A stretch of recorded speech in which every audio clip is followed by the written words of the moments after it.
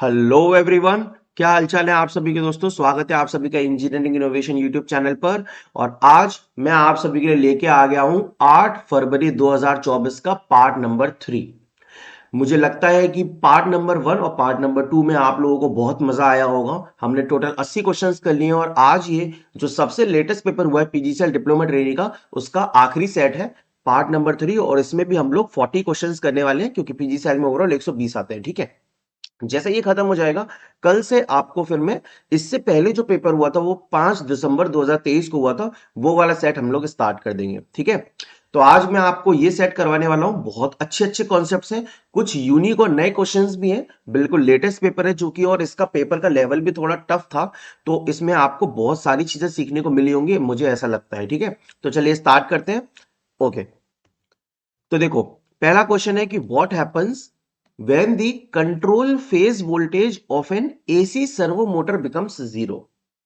तो यार देखो, सर्वो मोटर तो हम लोग पढ़ते ही है ना, बहुत ही ज्यादा प्रिसाइज पोजीशन कंट्रोल और स्पीड कंट्रोल के लिए इसको हम लोग यूज करते हैं। ठीक है, और इसमें क्लोज लूप फीडबैक भी होता है स्टेपर मोटर के कंपैरिजन में। स्टेपर मोटर में कोई फीडबैक नहीं होता, लेकिन सर्वो मोटर में एक फीडबैक भी होता है। ठीक है, सो एसी सर्वो मोटर और डीसी सर्वो मोटर दो तरीके की सर्वो मोटर है, जिसमें से एसी सर्वो मोटर का जो डायग्राम है आप इसको देखिए देखिए, ये एसी सर्वो मोटर का सर्किट डायग्राम है। इसमें क्या होता है, सबसे पहले देखो एसी सर्वो मोटर एक टू फेज इंडक्शन मोटर होती है, इसी के जैसा इसका कंस्ट्रक्शन है। तो इसमें क्या है, स्टेटर में दो डिस्ट्रीब्यूटेड वाइंडिंग्स है जो कि एक दूसरे से 90 डिग्री इलेक्ट्रिकल पर रखी होती है, बिल्कुल जैसे टू फेज इंडक्शन मोटर में हम लोग पढ़ते हैं। वहां पे पढ़ते हैं मेन वाइंडिंग और ऑक्सिलरी वाइंडिंग, लेकिन यहां पर क्या है, main winding and control winding. ठीक है, ऑक्सिलरी वाइंडिंग नहीं बोलेंगे, कंट्रोल वाइंडिंग बोलेंगे। अब होता क्या है, यहां पे जो मेन वाइंडिंग है उसको तो कांस्टेंट वोल्टेज सोर्स से सप्लाई देते हैं।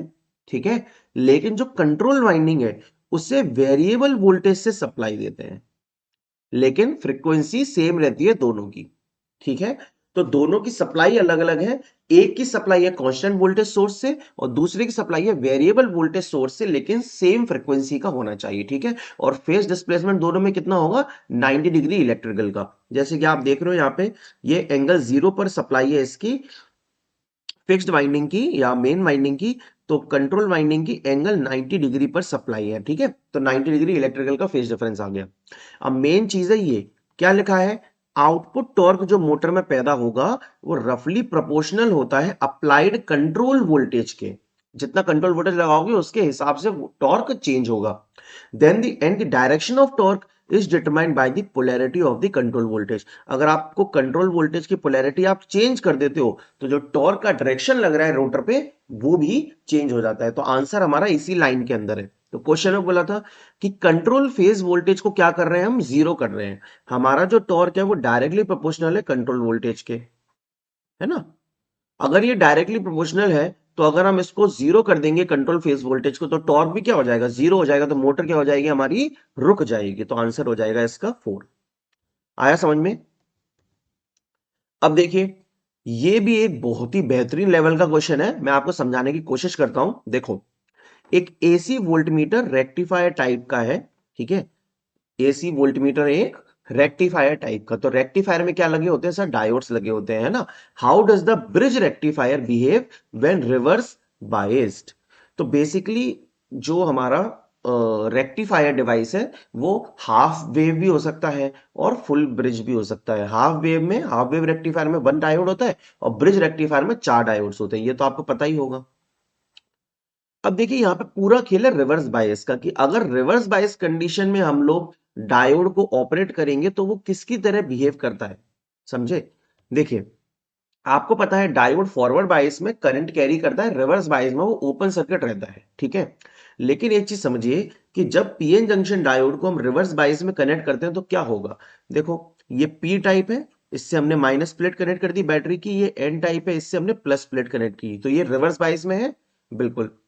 अब ये जो डिप्लीशन रीजन है इसका विड्थ क्या हो जाता है, इंक्रीज हो जाता है रिवर्स बायस में।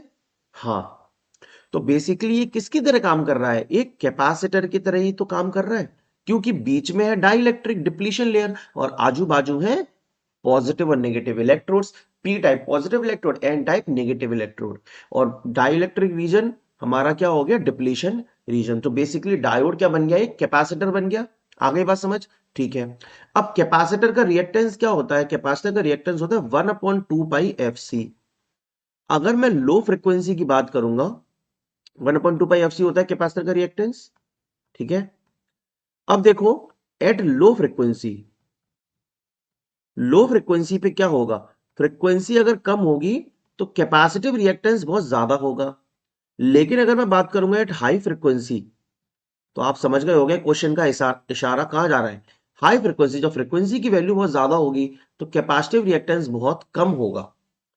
सो बेसिकली रिवर्स बायस के केस में ये जो रेक्टिफाई टाइप का हमारा इंस्ट्रूमेंट है, ये करता क्या है? ये लो फ्रीक्वेंसी को हाई रिएक्टेंस शो करता है और हाई फ्रीक्वेंसी को लो रिएक्टेंस शो करता है। तो इसको तो कर लेता है ब्लॉक और इसको कर देता है बाईपास। समझे? तो जब हम फ्रीक्वेंसी अलग अलग तरह की प्रोवाइड करते हैं हमारे रेक्टिफायर टाइप को, जब वो रिवर्स बाइस में है तो हाई फ्रीक्वेंसी सिग्नल को वो बाईपास कर देता है। It tends to bypass higher frequency in reverse bias. समझ में आ गया? फिर बाकी क्वेश्चन पढ़ो। It tends to bypass lower frequency, जी नहीं, लोअर फ्रीक्वेंसी को ब्लॉक करता है। It exhibits high sensitivity because of high forward resistance, नहीं भाई, फॉरवर्ड रेजिस्टेंस तो फॉरवर्ड बाइस कंडीशन में आता है। It exhibits low sensitivity because of low forward resistance, forward resistance की तो यहां पे बात ही नहीं होगी, है ना, रिवर्स बाइस केस में आपका डिवाइस है। चलिए, तो आई होप आपको ये क्वेश्चन समझ में आया होगा। देखो यहाँ पे लिखा भी है, हम उस कैपेसिटेंस को पैरासिटिक कैपेसिटेंस कहते हैं, है ना। तो in practical rectifier circuit, parasitic capacitance, the diodes have parasitic capacitance that affects how the circuit behaves at higher frequencies. When the input frequency increase, the capacitance can allow some of the higher frequency components to pass through effectively, bypassing them. वही सब है जो मैंने बताया। ठीक है, बहुत अच्छा क्वेश्चन था, न्यू टाइप का क्वेश्चन था, समझ में आया होगा आई होप, है ना। और हाँ यार, किसी भी क्वेश्चन में अगर कुछ भी डाउट होता है, कुछ भी परेशानी होती है, तो आप लोग कमेंट सेक्शन में जरूर उस डाउट को पोस्ट किया कीजिए। ठीक है, चलिए, what is the correct formula to calculate diversity factor? तो डाइवर्सिटी फैक्टर होता है sum of individual maximum demands divide by total maximum demand. तो आंसर आ जाएगा सेकंड, सिंपल है ना। How is the circuit length used to calculate voltage drop in a distributor defined? मतलब जब हम डिस्ट्रीब्यूटर में वोल्टेज ड्रॉप निकाल रहे हैं तो लेंथ को कैसे डिफाइन करते हैं? Distance between the current source 1 and current source 2, या distance between the current source end voltage source. देखो, हमें कोई भी वोल्टेज ड्रॉप निकालना है तो हम क्या करेंगे? इस पॉइंट से लेके इस पॉइंट के बीच की लेंथ को ही तो डिफाइन करेंगे, है ना। यहां से लेके यहां के बीच की जो लेंथ होगी उसी को तो लेंगे, तभी तो वोल्टेज ड्रॉप आएगा इतने सेक्शन का। ठीक है, so distance from the point of origin to the load end of the circuit, जहां से स्टार्ट हुआ है और टू द लोड एंड, ये सर्किट की लेंथ हो जाएगी, है ना। तो सर्किट की लेंथ मतलब ये टोटल लेंथ की बात कर रहा है, इस पूरे लेंथ की, यहां से। तो start from the source end to the load side, ये पूरी की पूरी सर्किट लेंथ हो गई। Distance from the point of origin to the load end of the circuit, ये सर्किट की लेंथ हो जाएगी। What is the bandwidth of an ideal op amp? तो देखो, आइडियल ऑप एम्प के क्वेश्चंस काफी इंपॉर्टेंट है, इसकी बहुत सारी प्रॉपर्टीज होती हैं। क्या क्या होती हैं देखो, आइडियल ऑप एम्प के अंदर open loop voltage gain infinite होता है, ठीक है। इनपुट इंपेडेंस इनफाइनाइट होता है लेकिन आउटपुट इंपेडेंस जीरो होता है, इसको याद रखेंगे। फिर ऑफसेट वोल्टेज, ये एक एरर है, offset voltage kind of error है, ये भी जीरो होना चाहिए, एरर तो जीरो ही होना चाहिए भाई। बैंडविड्थ देखो इनफाइनाइट होती है, सीएमआरआर भी इनफाइनाइट होता है, स्लीव रेट भी इनफाइनाइट होती है, और पावर सप्लाई रिजेक्शन रेशियो ये जीरो होता है। तो क्या क्या जीरो है? एक तो आउटपुट इंपेडेंस जीरो है, ऑफसेट वोल्टेज जीरो है, और power supply rejection ratio zero है। बाकी सब कुछ इनफाइनाइट होना चाहिए एक आइडियल ऑप एम्प के लिए, ठीक है। तो बैंडविड्थ कितनी हो जाएगी? इनफाइनाइट हो जाएगी। देखो, बहुत अच्छा क्वेश्चन है, बहुत प्यारा क्वेश्चन है। Which of the following lighting calculation method is applicable for the cases where all sources produce uniform illumination over the working plane? मतलब क्या है कि भाई हमारे लाइट कैलकुलेट करने के तीन मेथड हैं, ठीक है ना। कौन कौन से? देखो मैंने यहां पे लिखे हैं, एक है वॉट्स पर स्क्वायर मीटर मेथड, फिर है लाइट फ्लक्स मेथड या ल्यूमेन मेथड कहते हैं इसे, मतलब फ्लक्स मेथड, फ्लक्स की यूनिट ल्यूमेन होती है, तो ऐसे याद रख लोगे। तीसरा है पॉइंट टू पॉइंट और इनवर्स स्क्वायर लॉ मेथड। ठीक है, तीनों का खास बात क्या है कि वॉट्स पर स्क्वायर मीटर मेथड एक रफ टाइप का मेथड है, रफ कैलकुलेशन के लिए। हम क्या करते हैं इसमें, किसी एरिया को, किसी एक जगह के एरिया को कैलकुलेट कर लेते हैं और उसके हिसाब से अंदाजा लगाते हैं कि इल्यूमिनेशन इस पे लगभग कितना चाहिए, कितनी लाइटिंग चाहिए, कितना ल्यूमेन चाहिए। तो एक अंदाजा लगाते हैं रफ कैलकुलेशन के लिए। लाइट फ्लक्स मेथड या ल्यूमेन मेथड यूज होता है यूनिफॉर्म इल्यूमिनेशन के लिए। जब किसी सरफेस पे हमें यूनिफॉर्म इल्यूमिनेशन चाहिए होता है तो हम इस मेथड को लगाते हैं। अब सेकंड वाले में, थर्ड वाले में बेसिक डिफरेंस ये है कि सेकंड वाले में चाहिए यूनिफॉर्म इल्यूमिनेशन और थर्ड वाले में क्या होता है, used where illumination at a point due to one or more sources of light is required. अगर हमें जो इल्यूमिनेशन की वैल्यू किसी पर्टिकुलर पॉइंट पर चाहिए, या तो उस पर एक सोर्स से लाइट आ रही हो या एक से ज्यादा सोर्सेस से, इसलिए इसका नाम है पॉइंट टू पॉइंट या इनवर्स स्क्वायर लॉ। समझ में आ गया। तो हमसे पूछा था uniform illumination over the working plane, uniform illumination के लिए कौन सा है, लाइट फ्लक्स मेथड या फिर इसको कहेंगे ल्यूमेन मेथड। चलिए, how many terminals are there in FET. तीन टर्मिनल्स होते हैं, बीजेटी में तीन टर्मिनल्स होते हैं, गेट, वो बेस, कलेक्टर, एमिटर, और एफईटी में भी तीन टर्मिनल होते हैं, गेट, ड्रेन और सोर्स। ठीक है, अब जो हमारा एफईटी है दोस्तों वो दो तरीके का होता है, एक तो जेफेट होता है और एक मॉसफेट होता है। जेफेट सिर्फ और सिर्फ डिप्लीशन मोड में काम करता है, लेकिन MOSFET depletion mode as well as enhancement mode में काम करता है। तो दो तरीके जेफेट हो गए, एक तो एन चैनल हो गया और एक पी चैनल हो गया। मॉसफेट चार तरीके के हो गए, डिप्लीशन मोड वाले दो और एनहेंसमेंट मोड वाले दो। अब इसमें देखिए फर्क क्या है कि जो एन चैनल डिप्लीशन मॉसफेट है, मतलब देखिए सबसे पहली बात तो जेफेट और मॉसफेट के डायग्राम में या सिंबल में फर्क क्या होगा। जेफेट में नो सिलिकॉन ऑक्साइड लेयर और मॉसफेट में सिलिकॉन ऑक्साइड लेयर होती है। मॉसफेट में सिलिकॉन ऑक्साइड लेयर होती है, जेफेट में नहीं होती। तो भाई जो गेट टर्मिनल होगा जेफेट का वो इंसुलेटेड नहीं होता है। तो आप ध्यान से देखोगे तो जेफेट में गेट टर्मिनल देखिए टच कर रहा है इसको, लेकिन मॉसफेट में टच नहीं कर रहा है, बीच में गैप है। तो पहले तो ये पहचान लिया कि जेफेट कौन सा, मॉसफेट कौन सा, समझ में आ गया। बिल्कुल। अब देखो, एन मतलब अंदर और पी मतलब बाहर।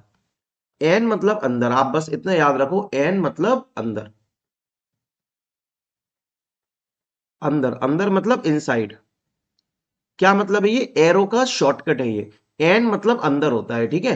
तो एन चैनल में हमेशा एरो अंदर होगा, पी चैनल में हमेशा बाहर होगा। देखो एन चैनल में एरो अंदर की तरफ, gate drain source, P channel में बाहर। एन चैनल में एरो अंदर और पी चैनल में बाहर। तो इस तरीके से आप इन छह को पूरा याद रख सकते हो, ठीक है। हाँ, एक और चीज कि अब ये तो ठीक है कि चलो भाई गेट कनेक्ट है तो जेफेट हो गया, लेकिन मॉसफेट के अंदर डिप्लीशन और एनहेंसमेंट में क्या डिफरेंस है।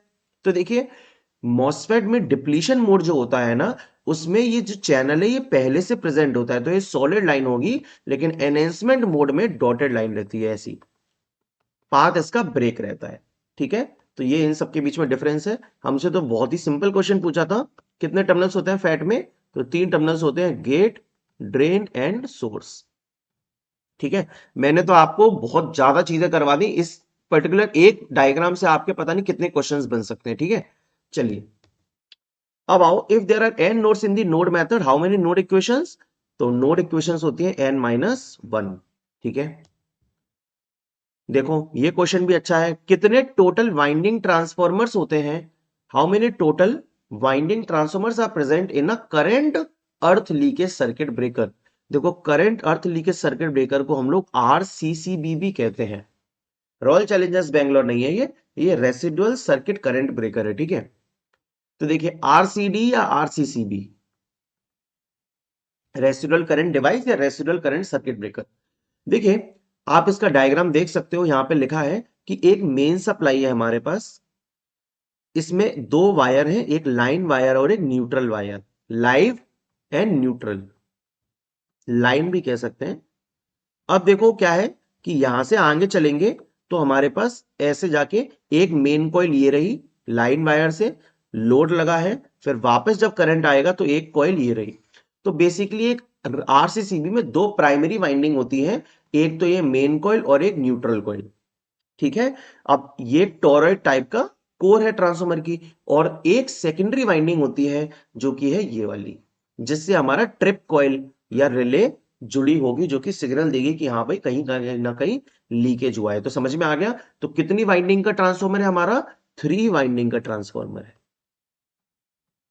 ठीक है, कौन कौन सी कॉइल है? मेन कॉइल है, ये सर्च कॉइल है, और न्यूट्रल कॉइल है। और ट्रांसफार्मर की जो कोर है वो किस टाइप की है? टॉरॉइड शेप की है। क्लियर है? ओके। ये यहाँ पे लिखा भी हुआ है, आप लोग पढ़ सकते हो, है ना। दो प्राइमरी वाइंडिंग होती है, एक सेकेंडरी वाइंडिंग होती है। न्यूट्रल एंड लाइन वायर दो प्राइमरी वाइंडिंग की तरह काम करता है, और एक दूसरी कॉइल सेकेंडरी वाइंडिंग की तरह। ठीक है, नॉर्मल कंडीशंस में जो सेकेंडरी वाइंडिंग है उसमें कोई भी करंट नहीं होता। ठीक है, लेकिन जब अगर कहीं लीकेज होगा या फॉल्ट होगा तो सेकेंडरी वाइंडिंग के अंदर करंट आ जाएगा। ठीक है, चलिए। What is the effect of blast of SF6 gas in sulfur hexafluoride circuit breaker? तो SF6 गैस को जब रिलीज करेंगे सर्किट ब्रेकर में तो उससे क्या होगा? डाइलेक्ट्रिक स्ट्रेंथ डिक्रीज हो जाएगी, increases the strength of the arc, reduces the temperature of the arc, या increases the temperature of the arc. तो भाई SF6 गैस हम लोग यूज क्यों कर रहे हैं? SF6 गैस क्या है? आर्क क्वेंचिंग मीडियम है ना, आर्क क्वेंचिंग एजेंट है ये। तो आर्क क्वेंचिंग के लिए यूज कर रहे हैं, तो आर्क को अगर स्ट्रेंथ करेगा, इंक्रीज करेगा, तो ये तो गलत बात है। डाइलेक्ट्रिक स्ट्रेंथ को कम करेगा तो ये भी गलत बात है। टेम्परेचर को बढ़ाएगा, ये भी गलत बात है। सही बात तो क्या है कि टेम्परेचर को कम करेगा, जो आर्क की वजह से उत्पन्न हुआ है। सो बेसिकली क्या क्या करता है? कूलिंग इफेक्ट करता है, टेम्परेचर को रिड्यूस करता है, और डाइलेक्ट्रिक स्ट्रेंथ को हाई करता है, और नो रेसिडुअल आयनाइजेशन। जो भी हमारी एयर है जो आयनाइज हो गई है, जिसमें आर्क आ रहा है, उसको डी आयोनाइज करता है। ये सारे काम है SF6 गैस के। ठीक है, चलिए आप कमेंट में बताइए कि SF6 गैस कितने प्रेशर पर कंप्रेस्ड रहती है, उसका प्रेशर कितना रहता है SF6 गैस का इन सर्किट ब्रेकर। ठीक है, कमेंट में बताना जरूर। अब आते हैं इस क्वेश्चन पे। देखो ये क्वेश्चन भी एक बहुत ही खतरनाक टाइप का क्वेश्चन है ना। Plant capacity factor mainly depends on which of the following factors? Plant capacity factor किस पे डिपेंड करता है? पीक लोड पे, कनेक्टेड लोड पे, लोड फैक्टर पे, या टाइप ऑफ फ्यूल पे। तो इसमें से ऐसी कोई भी चीज हमें नहीं समझ में आ रही है जो हमने इसके फॉर्मूले में पढ़ी है। देखो कैपेसिटी फैक्टर का फॉर्मूला हम सब जानते हैं, क्या होता है? एक्चुअल एनर्जी प्रोड्यूस्ड और supplied divide by maximum plant rating into T, total time. तो बेसिकली क्या है? Actual energy produced upon maximum energy produced. ये फॉर्मूला हम लोग क्या पढ़ते हैं? प्लांट कैपेसिटी फैक्टर के लिए पढ़ते हैं ना। एक्चुअल में कितना एनर्जी प्रोड्यूस हुआ है डिवाइड बाय मैक्सिमम कितना एनर्जी प्रोड्यूस हो सकता है अगर प्लांट पूरे टाइम काम करे तो।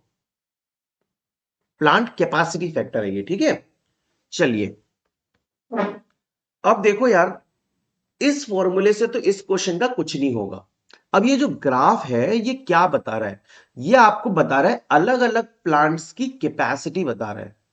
जैसे कि आपने एक क्वेश्चन पढ़ा होगा कि न्यूक्लियर पावर प्लांट को में हम अगर बहुत कम क्वांटिटी में फ्यूल यूज करते हैं तो भी बहुत ज्यादा एनर्जी पैदा कर सकते हैं ना। 1 किलोग्राम यूरेनियम लगभग 3000 टन ऑफ हाई ग्रेड कोल जितनी एनर्जी पैदा करता है। ये एक डेटा मैं आप लोगों को क्लास में पढ़ाता भी हूं कि 1 किलोग्राम यूरेनियम अगर यूज करोगे तो 3000 टन ऑफ कोयले से जितनी एनर्जी पैदा होगी वो सिर्फ 1 किलोग्राम यूरेनियम से हो जाएगी। तो बेसिकली यूरेनियम मतलब जो फ्यूल है उसकी जो कैपेसिटी है वो बहुत ही ज्यादा है। इसीलिए यहां पे इस ग्राफ में दिखा रहा है कि न्यूक्लियर पावर प्लांट की कैपेसिटी 92.7% है। फिर आते हैं जियोथर्मल प्लांट की कैपेसिटी उससे कम है 71। फिर नेचुरल गैस गैस की जो कैपेसिटी है वो थोड़ा और कम है।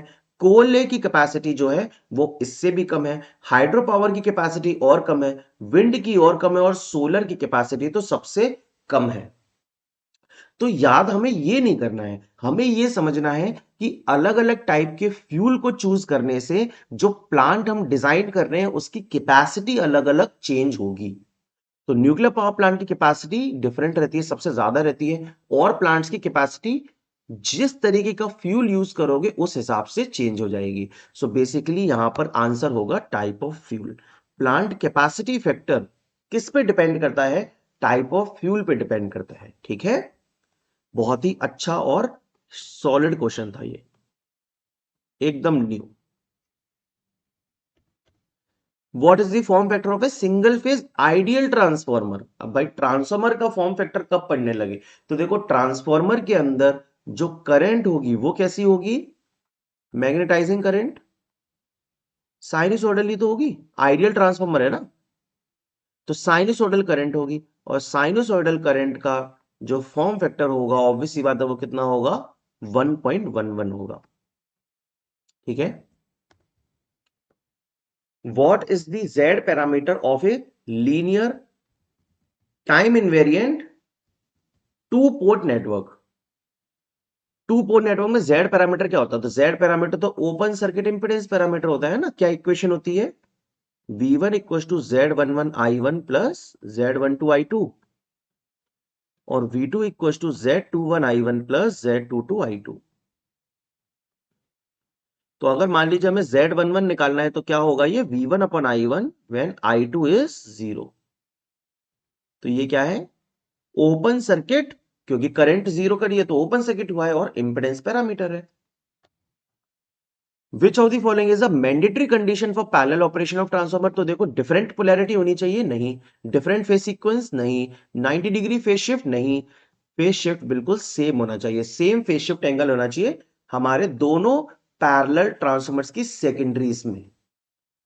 पहला ट्रांसफॉर्मर ये है, दूसरा ट्रांसफॉर्मर ये है, मतलब पहला ट्रांसफॉर्मर का प्राइमरी और सेकेंडरी, और दूसरा ट्रांसफॉर्मर का प्राइमरी और सेकेंडरी।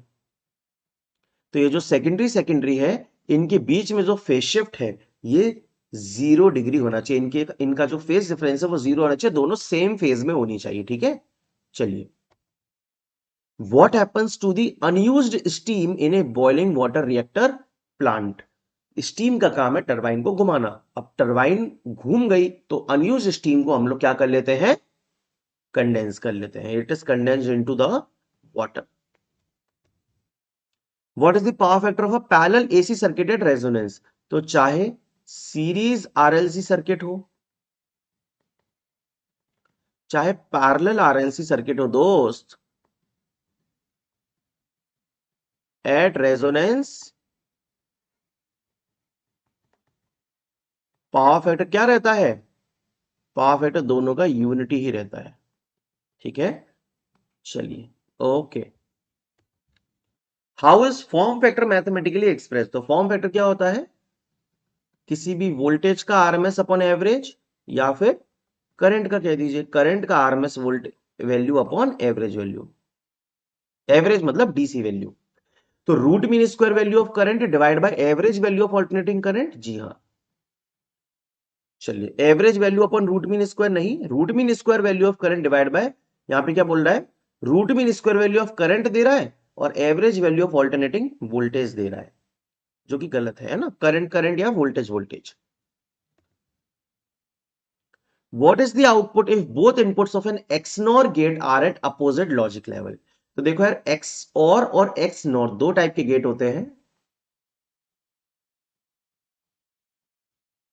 ये XNOR गेट है। इसकी जो ट्रुथ टेबल बनती है वो कैसी बनती है? 00011011।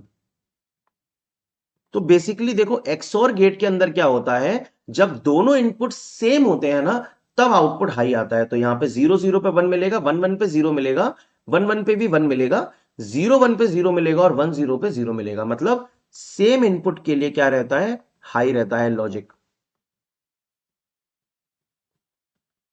सेम इनपुट के लिए लॉजिक हाई। यहां पे तो हमें बोल रहा है अपोजिट लॉजिक लेवल, तो अलग अलग लॉजिक लेवल है तो फिर 0 हो जाएगा आउटपुट एक्सनॉर गेट के लिए। ठीक है, चलिए। अब एक्सनॉर गेट को क्या और कहते हैं? इसका भी एक नाम है, एक्स नॉर गेट का एक और नाम है। अच्छा, इसकी ट्रुथ टेबल, इसका जो एक्सप्रेशन होता है वो क्या होता है, ए एक्स नॉर बी ऐसे दिखाते हैं, और इसको लिखते हैं A B plus A bar B bar. तो मैं क्वेश्चन पूछ रहा था कि एक्स नॉर गेट का और क्या नेम फेमस है, इसको और कौन सा गेट कहते हैं, ये आप लोग कमेंट में बताइए। ठीक है, तो दो क्वेश्चन हो गए आपके। विद्युत लोकोमोटिव कहां से शक्ति प्राप्त करता है? विद्युत लोकोमोटिव मतलब इलेक्ट्रिक ट्रेन कहां से शक्ति प्राप्त करता है? अपने ऊपर जो उसके ऊपर लाइन है, जो लाइन जा रही है 25 केवी 50 हर्ट्ज की, उससे करता है ना, शिरोपरि उपकरण, ऊपर ओवरहेड लाइन बेसिकली। देखिए अब ये डेटा वाला क्वेश्चन आ गया है ना, ये डेटा वाला क्वेश्चन है भाई, ये डेटा वाली चीजें खत्म नहीं हो रही है जिंदगी में, तो याद करते जाओ, ऐड करते जाओ दिमाग के अंदर। तो while designing a street lighting system, the distance between two street light points should not be more than how many meters to obtain uniform level of illumination। तो जो दो खंबे होंगे, जब स्ट्रीट लाइटिंग डिजाइन कर रहे हैं, तो जो दो खंबे होंगे उनकी मैक्सिमम डिस्टेंस उनके बीच में कितनी होनी चाहिए? 35 मीटर होनी चाहिए, है ना। Two street light points should not be more than how many metres, तो 35 मीटर से ज्यादा नहीं होने चाहिए इनके बीच की डिस्टेंस। ठीक है, स्ट्रीट लाइटिंग सिस्टम के अंदर। Which is the fixed coil in a single phase dynamometer type watt meter? तो सिंपल है यार, है ना। डायनेमोमीटर टाइप वॉट मीटर में आपको पता है दो कॉइल होती हैं, एक तो देखो ये फिक्स्ड कॉइल फील्ड कॉइल है ना। पहले यहां से ऐसे चला कंडक्टर, इसमें से ऐसे बाहर निकला, फिर ये इधर गया, फिर इसी में गया वापस इधर से ऐसे, और फिर ये लोड में चला गया, यही है ना, लोड में चला गया, और फिर आके ये बाहर सप्लाई से कनेक्ट हो गया। तो बेसिकली ये जो फील्ड कॉइल हम देख रहे हैं, इसकी दो पार्ट में ब्रेक कर देते हैं इसको, और ये लोड के साथ सीरीज में होती है। इसी को हम लोग क्या कहते हैं? करंट कॉइल भी कहते हैं, है ना। ये फिक्स्ड कॉइल है बेसिकली, ये मूव नहीं करती। मूव कौन सी करती है? ये वाली मूविंग कॉइल, ये हमारी वोल्टेज कॉइल है या प्रेशर कॉइल है। तो मूव करती है वोल्टेज कॉइल, और फिक्स्ड रहती है करंट कॉइल। तो fixed coil in a single phase dynamo type wattmeter is current coil, और मूव करती है हमारी प्रेशर कॉइल और वोल्टेज कॉइल, ये दोनों एक ही चीज है ना। Working principle of DC generator बताओ भाई, किस प्रिंसिपल पे काम करता है डीसी जनरेटर? ईएमएफ प्रोड्यूस होता है with the help of flux, तो इलेक्ट्रोमैग्नेटिक इंडक्शन, है ना। ठीक है, चलिए। स्कॉट टी कनेक्शन में दो ट्रांसफार्मर कैसे जुड़े हुए होते हैं? तो भाई विद्युत और चुंबकीय दोनों रूप से जुड़े होते हैं, विद्युत रूप से जुड़े होते हैं, चुंबकीय रूप से जुड़े होते हैं, या टीजर ट्रांसफार्मर का उपयोग करके स्कॉट या टी कनेक्शन में दो ट्रांसफार्मर कैसे जुड़े हुए होते हैं। ठीक है, तो देखिए ये रहा हमारा कनेक्शन, स्कॉट कनेक्शन, समझे। अब यहां पे देखो होता क्या है, सबसे पहली बात तो स्कॉट या टी कनेक्शन में एक थ्री फेज इनपुट हम देते हैं, और ये स्कॉट ट्रांसफॉर्मर क्या कर देता है, उसको टू फेज थ्री वायर के आउटपुट में कन्वर्ट कर देता है। देखो ए फेज, और ये बी वायर, और ये C phase second phase. First phase है ए वाला, और सेकंड फेज है सी वाला, बीच में एक कॉमन वायर रहता है। तो थ्री फेज को टू फेज में कन्वर्ट कर देता है हमारा टीजर स्कॉट कनेक्शन। ठीक है, अब देखो यार यहां पे ये जो डायग्राम है ये थोड़ा कॉम्प्लेक्स लगता है मुझे। अगर आपको इसके और कोई क्वेश्चन करने हैं तो आपको क्या याद रखना होगा कि देखो मेन ट्रांसफार्मर जो है हमारा ऐसा रहता है,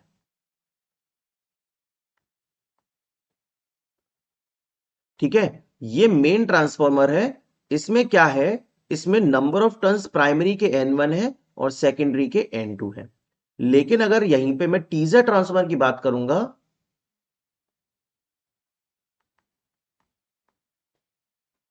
तो इसमें याद रखोगे क्या, कि टीजर ट्रांसफार्मर में जो नंबर ऑफ टर्न्स है वो प्राइमरी में कितने रहते हैं? 0.866 N1, और सेकेंडरी में रहते हैं N2। बस इतना ही याद रखना है। तो भाई अगर मेन ट्रांसफार्मर का turns ratio N1 upon N2 है, तो टीजर ट्रांसफार्मर का टर्न्स रेशियो 0.866 N1 इस टू N2 हो जाएगा, और 0.866 क्या होता है? √3/2। 0.866 क्या होता है, √3/2। तो √3/2 N1:N2। चलिए अब आते हैं क्वेश्चन पे, दोनों ट्रांसफार्मर कैसे जुड़े हुए हैं। तो आप मुझे बताइए, क्या पहले ट्रांसफार्मर और दूसरे ट्रांसफार्मर में से कोई फ्लक्स ट्रांसफर हो रहा है?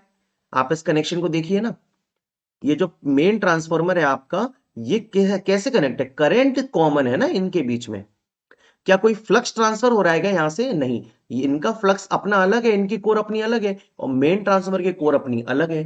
तो ये बेसिकली सिर्फ और सिर्फ इलेक्ट्रिकली कनेक्टेड है, ना कि चुंबकीय रूप से, विद्युत और चुंबकीय दोनों रूप से कनेक्टेड नहीं है। इलेक्ट्रिकली एंड मैग्नेटिकली कपल नहीं है, सिर्फ और सिर्फ इलेक्ट्रिकली कपल्ड है। ठीक है, अब देखिए इस क्वेश्चन को, बहुत ही प्यारा क्वेश्चन है। Third quadrant operation in A 4 quadrant 3 phase induction motor. ठीक है, इलेक्ट्रिक ड्राइव्स का मान सकते हो आप इसको क्वेश्चन।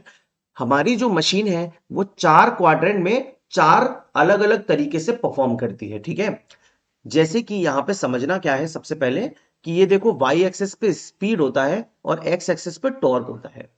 ठीक है, स्पीड और टॉर्क जब दोनों पॉजिटिव है तो हम कहते हैं फॉरवर्ड मोटरिंग। ये है फर्स्ट क्वाड्रेंट, स्पीड भी पॉजिटिव, टॉर्क भी पॉजिटिव। अब स्पीड तो पॉजिटिव है लेकिन टॉर्क नेगेटिव लगने लगा, इसे हम लोग कहते हैं दोस्तों फॉरवर्ड ब्रेकिंग, जो कि हमारा सेकंड क्वाड्रेंट है। आ रही है बात समझ? बिल्कुल। फिर देखिए थर्ड में, सर स्पीड भी नेगेटिव हो गई, टॉर्क भी नेगेटिव हो गया, तो ये हो जाएगा रिवर्स मोटरिंग, थर्ड क्वाड्रेंट। और फिर फाइनली हमारा क्या बचेगा, स्पीड नेगेटिव लेकिन टॉर्क पॉजिटिव, तो ये हो जाएगा रिवर्स में ब्रेकिंग। तो आपको कैसे घूमना है, ऐसे घूमना है।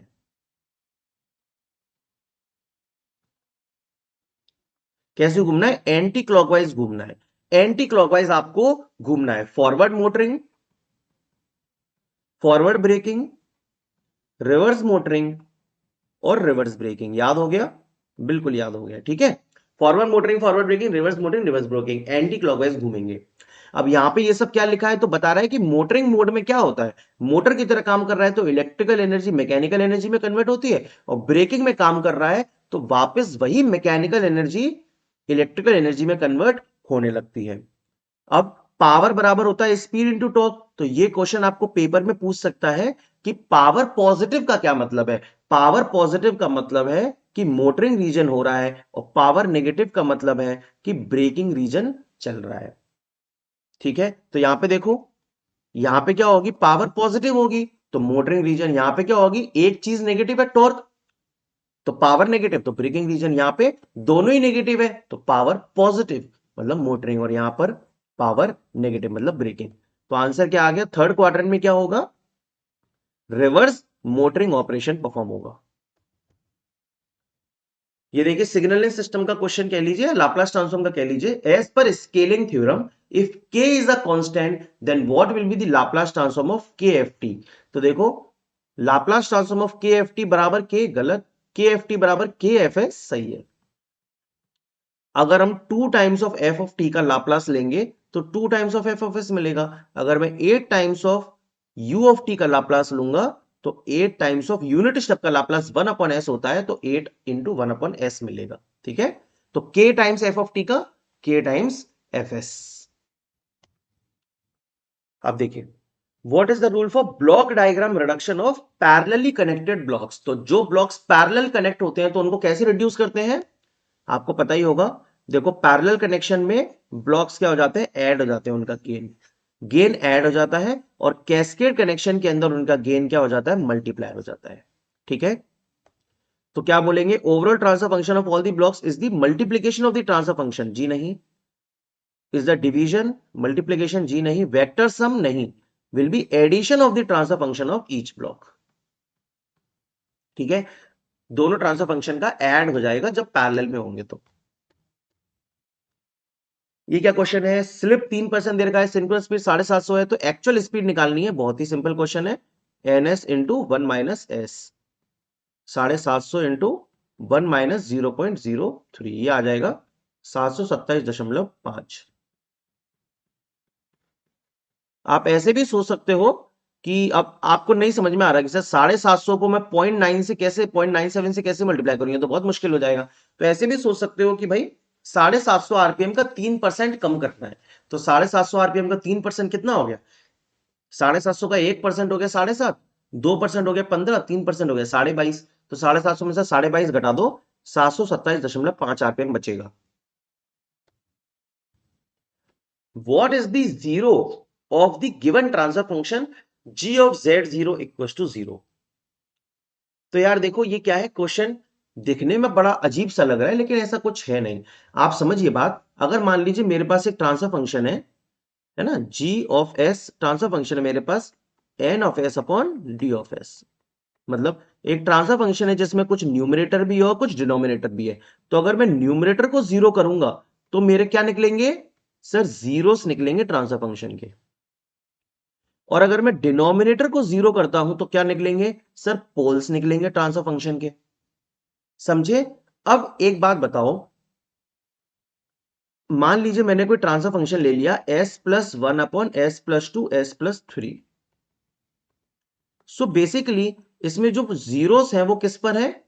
Zeros at S equal to minus one है। और पोल्स किस किस पर है sir? S equal to minus two और माइनस थ्री पर है। तो अगर मैं S equal to minus one put करता हूं तो जी ऑफ एस की वैल्यू कितनी आएगी सर? जीरो आ जाएगी। और अगर मैं s equal to minus two put करता हूं तो g ऑफ s की वैल्यू कितनी आएगी बताओ? इस ट्रांसफर फंक्शन की वैल्यू कितनी आ जाएगी जब माइनस टू रखेंगे तो? सर डिनोमिनेटर में माइनस टू रखोगे तो ये तो वन अपॉन जीरो मतलब इंफिनिटी आ जाएगा। तो मतलब जीरोस पर हमारा ट्रांसफर फंक्शन क्या होता है? जीरो होता है। और पोल्स पर हमारा ट्रांसफर फंक्शन क्या होता है? इनफाइनाइट होता है। तो यहां पर बेसिकली क्या किया है, g of z0 equal to zero आ रहा है। मतलब हम ये समझ पा रहे हैं इस क्वेश्चन को देख के कि z नॉट रखने पे ट्रांसफर फंक्शन की वैल्यू जीरो आ रही है। तो यही z नॉट क्या है हमारा? जीरो है। अगर ऐसे लिखा होता और पूछा होता पोल्स कौन से हैं, तो पोल्स क्या है फिर इस ट्रांसफर फंक्शन के? ऑब्वियस सी बात है पी नॉट हो गया। समझे? चलिए, तो देखो यहां पे लिखा भी है यही सब कि जीएस बराबर एनएस अपॉन डीएस है। तो जेड नॉट अगर जीरो है ट्रांसफर फंक्शन का तो जी ऑफ जेड नॉट की वैल्यू जीरो मिलेगी। और पी नॉट अगर पोल है ट्रांसफर फंक्शन का तो जी ऑफ पी नॉट की वैल्यू इंफिनिटी मिलेगी, है ना? What is the unit of C parameter? तो देखो ए और डी कैसे रहते हैं? यूनिटलेस रहते हैं भाई। बी की यूनिट होती है ओम और सी की यूनिट होती है साइमंस। समझे? साइमंस होती है सी की यूनिट, है ना? ओके। ये यार फिर से यार देखो डेटा वाला क्वेश्चन आ गया। तो इसको याद कर लेंगे अपन आज के बाद। एमसीसीबी की करंट रेटिंग लगभग कितनी रहती है? तो एमसीबी की करंट रेटिंग रहती है 125% ऑफ स्टार्टिंग करंट। ठीक है, तो यहां पे लिखा भी है MCCB for motors is typically set to about 125% of the full load current FLC to handle the starting inrush current and provide reliable protection. मतलब जो हम एमसीसीबी डिजाइन करते हैं हमारी मोटर के लिए, तो मोटर की में दिक्कत क्या है कि स्टार्टिंग करंट ज्यादा होती है। तो इसलिए एमसीसीबी की रेटिंग भी जो फुल लोड करंट है मोटर की उसकी 125% रेटिंग का एमसीसीबी हम लोग प्रेफर करते हैं। ठीक है, inrush current, starting inrush current को हैंडल करने के लिए। क्लियर है? What is the necessity of transposition? Transposition क्यों करना है भाई बताओ? Support the cable capacitance? नहीं। Equalise the inductance and capacitance? जी हां। ट्रांसपोजिशन करते हैं रेडियो इंटरफेरेंस को कम करने के लिए या म्यूचुअल इंडक्टेंस या कैपेसिटेंस को इक्वलाइज करने के लिए। ठीक है, for supports at equal level in over a transmission line. तो दो सपोर्ट्स अगर इक्वल लेवल पे है ना, तो lowest point between two equal level supports कहां आएगा? तो बड़ा ही सिंपल क्वेश्चन है कि अगर इक्वल लेवल पे आपके दो पॉइंट से, एक पॉइंट ये रहा एक पॉइंट ये रहा, तो बीच में लोएस्ट पॉइंट आएगा मिड में, है ना? तो मिड स्पैन इक्वल लेवल पर है तब। अब देखिए, एक कक्ष की विद्युत प्रणाली से प्रत्येक 20 वॉट के 5 बल्ब जुड़े हुए हैं। 20 वॉट के 5 बल्ब, तो कनेक्टेड लोड कितना हो गया हमारा? 20 वॉट के 5 बल्ब जुड़े हैं मेरे दोस्त, तो 100 वॉट। यदि एक समय में केवल 3 का उपयोग किया जा रहा है तो मैक्सिमम डिमांड कितनी हो गई? 20 इंटू 3 60 वॉट। तो मांग गुणक निर्धारित करें, मतलब डिमांड फैक्टर। मांग गुणक मतलब डिमांड फैक्टर। तो maximum demand upon connected load. ठीक है, ये क्वेश्चन भी बहुत ही प्यारा क्वेश्चन है। हम पढ़ते हैं सैग का फॉर्मूला क्या? WL² upon 8T। लेकिन ये कब होता है? When supports are at equal level. ठीक है, अब आज के बाद आपकी डिक्शनरी में एक और फॉर्मूला जुड़ जाना चाहिए। जब सपोर्ट्स अनइक्वल लेवल पे हो तो सैग होता है WX² अपॉन 2T। वहां पर भी लेंथ का स्क्वायर है, यहां पर भी लेंथ का या डिस्टेंस का। एक्स भी क्या है? लेंथ ही है एक तरीके से, इसका स्क्वायर होता है। लेकिन यहां पर 8T है इक्वल लेवल पे, और यहां पर अनइक्वल लेवल पे 2T होता है। ठीक है, क्या होता है? 2T, supports eight unequal level.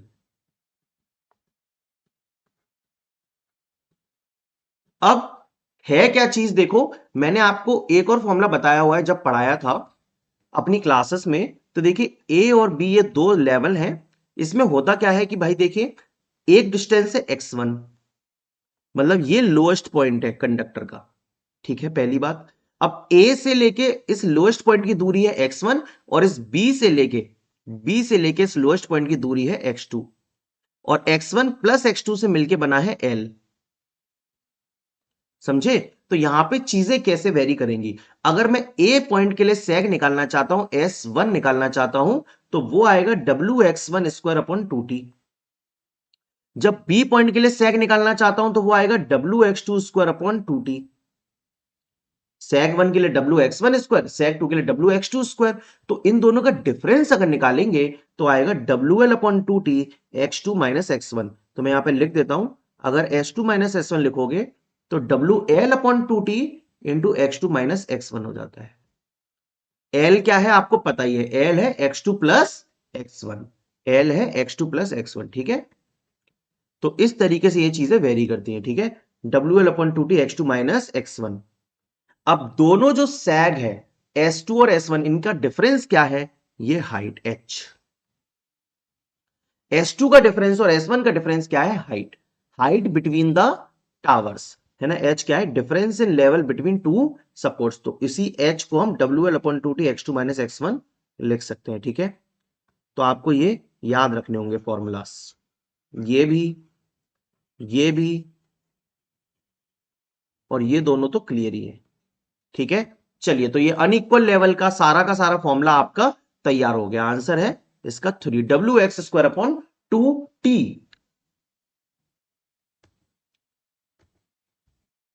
What is the significance of back EMF? Back EMF का क्या काम है? तो बैक ईएमएफ होता है, बैक ईएमएफ है ना, VT माइनस IA RA। इसमें से आर्मेचर करंट निकल के आएगी VT minus EB upon RA। तो बेसिकली बैक ईएमएफ जो है वो प्रोपोर्शनल होता है नंबर ऑफ, वो सॉरी, स्पीड के इनटू फ्लक्स के। जैसे जैसे स्पीड चेंज होगी हमारी डीसी मशीन की, वैसे वैसे बैक ईएमएफ चेंज होगा, और बैक ईएमएफ चेंज होगा तो उससे हमारी करंट वेरी करेगी, करंट कम ज्यादा होगी based on the load. Speed क्यों चेंज होगी? Based on the load. तो लोड वेरी करेगा तो बैक ईएमएफ वेरी होगा, तो फिर उसके हिसाब से करंट वेरी करेगी। तो बेसिकली कर क्या रहा है? रेगुलेट कर रहा है वोल्टेज ड्रॉप को? नहीं। कंट्रोल कर रहा है फ्लक्स लीकेज को? नहीं। It regulates the input power as per the extra load. Load अगर बढ़ घट रहा है तो इनपुट को ये रेगुलेट कर रहा है, करंट को रेगुलेट कर रहा है। पोटेंशियल एनर्जी क्या होती है एट अ गिवन हाइट? तो पोटेंशियल एनर्जी का फॉर्मूला होता है M into G into H। What is the result of proximity effect? देखो, स्किन इफेक्ट हो या प्रॉक्सिमिटी इफेक्ट हो, स्किन इफेक्ट एक कंडक्टर का फिनोमेना है, प्रॉक्सिमिटी इफेक्ट दो कंडक्टर का फिनोमेना है। तो क्या करता है स्किन इफेक्ट? जो ओवरऑल एसी रेजिस्टेंस होता है या इफेक्टिव रेजिस्टेंस होता है स्किन इफेक्ट की वजह से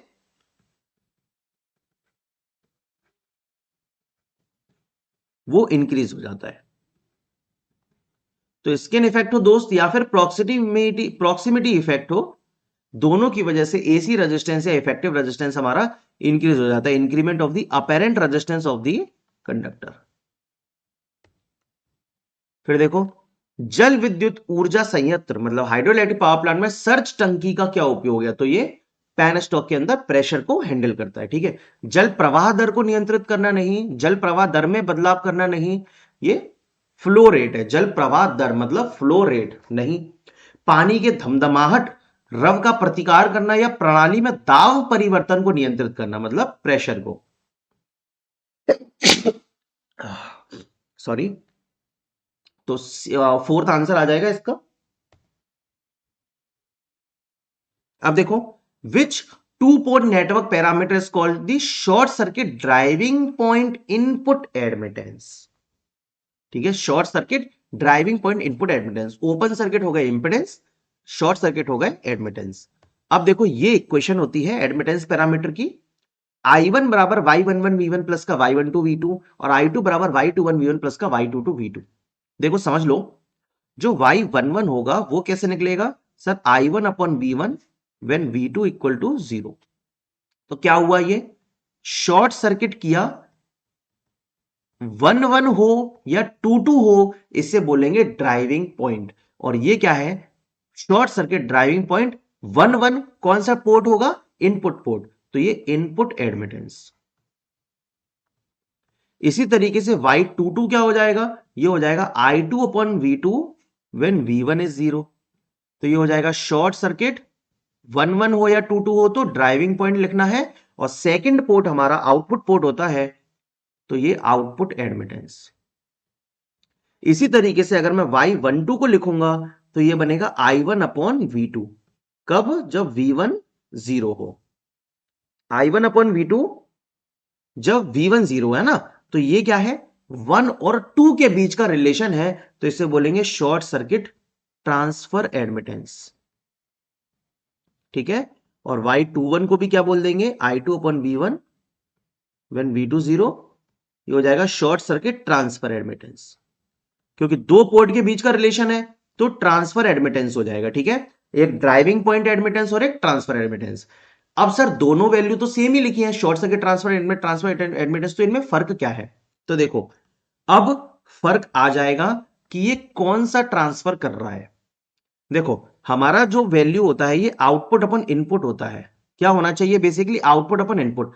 तो आउटपुट अपन इनपुट को बोलते हैं फॉरवर्ड, और इनपुट अपॉन आउटपुट के रेशियो को बोलते हैं रिवर्स। ये आपको याद रखना है बस।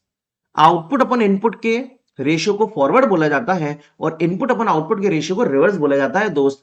तो यहां पे देखिए I1 अपॉन V2 है, I1 इनपुट साइड है, V2 आउटपुट साइड है, तो इनपुट अपॉन फॉरवर्ड है, तो ये short circuit reverse transfer admittance है। और I2 अपॉन V1 मतलब आउटपुट अपॉन इनपुट है।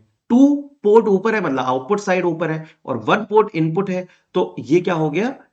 Forward transfer admittance. आ गई बात समझ? ठीक है, तो इस तरीके से याद रखेंगे। तो आंसर क्या हो गया? Short circuit driving point input admittance हो गया y11।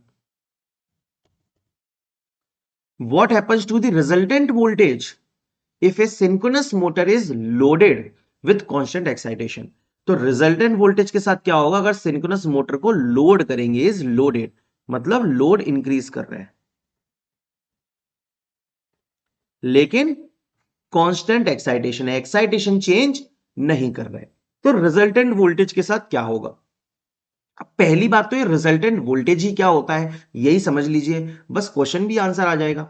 देखो, आप सबको पता है सिंक्रोनस मोटर में हम लोग सप्लाई देते हैं वोल्टेज की, जी हाँ, और बैक ईएमएफ इसका ये वाला है, ये सप्लाई वोल्टेज है। यहां से निकल रही है करंट IA, ये आर्मेचर रेजिस्टेंस है, ये सिंक्रोनस रिएक्टेंस है, इन दोनों से मिलकर सिंक्रोनस इंपेडेंस बनता है, ये रहा RA plus JXS।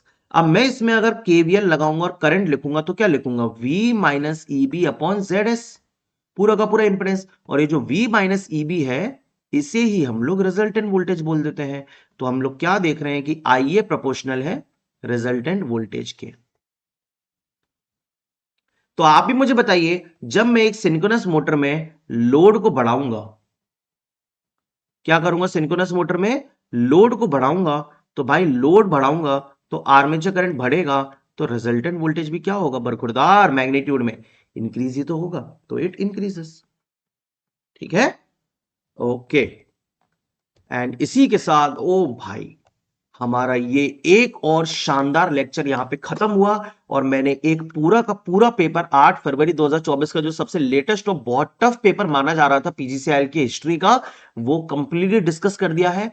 I hope आपको इस लेक्चर में भी बहुत सारे नए नए कॉन्सेप्ट सीखने को मिले होंगे, और जो चीजें नहीं समझ में आती थी, सिंपल कॉन्सेप्ट देखिए, जो सिंपल क्वेश्चन होता है वो भी करवाने का ये फायदा है कि अगर मैं उसके बारे में कुछ एक दो बातें एक्स्ट्रा बोल रहा हूं तो वो आपके दिमाग में जा रही हैं और आप उसको उसी टाइम पे लिख ले रहे हैं। ठीक है, इस सीरीज का फायदा आपको ऐसे उठाना है कि साथ साथ में लेक्चर के साथ में नोट्स बना लीजिए, या फिर एक बार लेक्चर को देख लीजिए, समझ लीजिए, और फिर जो इंपॉर्टेंट लगे उसके हिसाब से नोट्स बना लीजिए।